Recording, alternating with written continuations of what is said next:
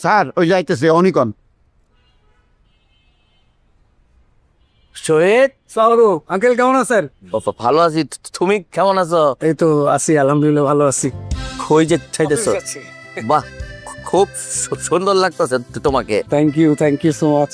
শহীদ, বাসায় সবাই ভালো?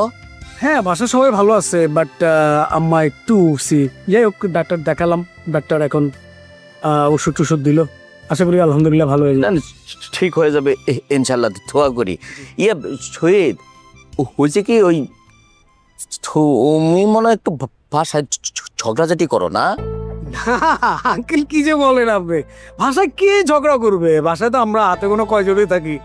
আমি একটু জোরে কথা বলি, রাত বলে একটু নীরব শোনা যায় আর কি। আর আমার নিজের ভাষায় আমি স্বাধীন মতো কথা বলবো না। না না, সেটা ঠিক আছে। ওই আমার বাসার মধ্যে শুধু তো তোমরা একা ভাড়া দিয়া না, জি, সবগুলা ফ্ল্যাটেই তো ভাড়া দিয়া আছে। তো কোনটা জোরে কথা বলা, কোনটা ঝগড়া, এটা অন্য ভাড়াটিয়ারাও বোঝে, আমরাও বুঝি। ঝগড়াঝাটি করো না। তোমার স্বাধীনতার কথা বলে যদি অন্যের স্বাধীনতা নষ্ট হয়, তাহলে কি হয় শহীদ? না না, এখন আঙ্কেল মানে ধরেন যে আমি আমার বাসায় আমি স্বাধীন মতো কথা বলতে পারবো না? না না, একটু জোরে কথা বললে যদি সেটা মানে অন্যের স্বাধীনতা খর্ব হয়, তাইলে তো এটা।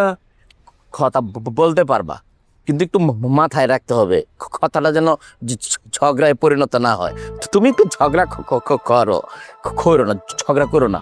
সবগুলো ফ্ল্যাট থেকে নালিশ দিছে। কারা কারা নালিশ দিছে আপনার কাছে? সবাই দিছে, বুড়া থেকে বাচ্চা পর্যন্ত। বুড়াকে ঘুম হয় না, বাচ্চাকে পড়াশোনা হয় না, ডিস্টার্ব।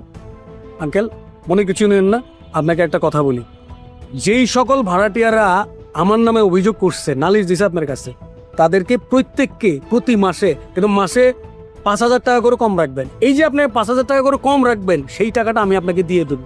এরপরে দেখবেন তারা আর কোনোদিন অভিযোগ করবো না। কানের কাছে সে ট্রেন যদি হর্নও দেয়, হুইসেল বাজায়, তাদের কাছে কোকিলের সুর মনে হবে। গফুর, গেট খোলো।